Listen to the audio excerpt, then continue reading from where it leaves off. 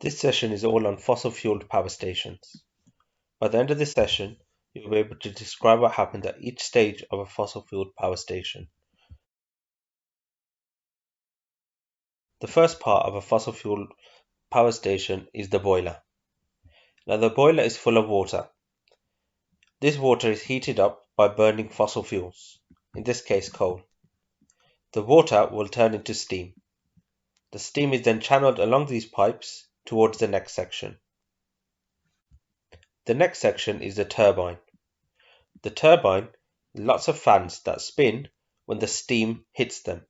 So the more steam we produce, the more times the turbine will spin. The only job of the turbine is to spin. On the end of the turbine is a shaft that leads to the generator. The third section is the generator. The generator is where electricity is made. Inside the generator, there is a magnet surrounded by a coil of wire. The more times this magnet spins, the more electricity is generated. Now, the shaft that joined the turbine to this is what makes the magnet spin. On the end of the shaft is the magnet. Like I said, the more times the magnet spins, the more electricity we will create. The final part of the fossil fuel power station is a step-up transformer. Now, the electricity that's generated by the generator is still a low voltage.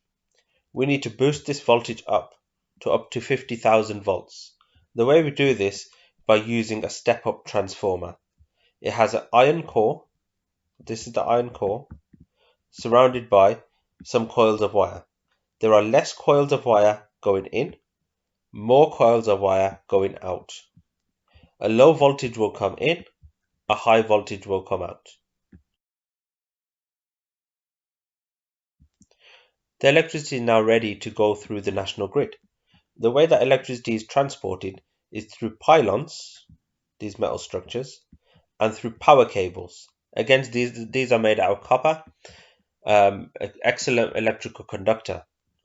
These wires are thick to reduce the amount of resistance in the wire, and the pylons are tall for safety reasons. If the pylons were low or the cables were low, we have an increased chance of accidents and electrocution.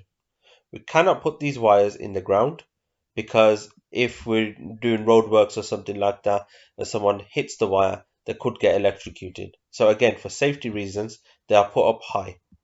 Another reason why they're high is easier to maintain them if they're exposed.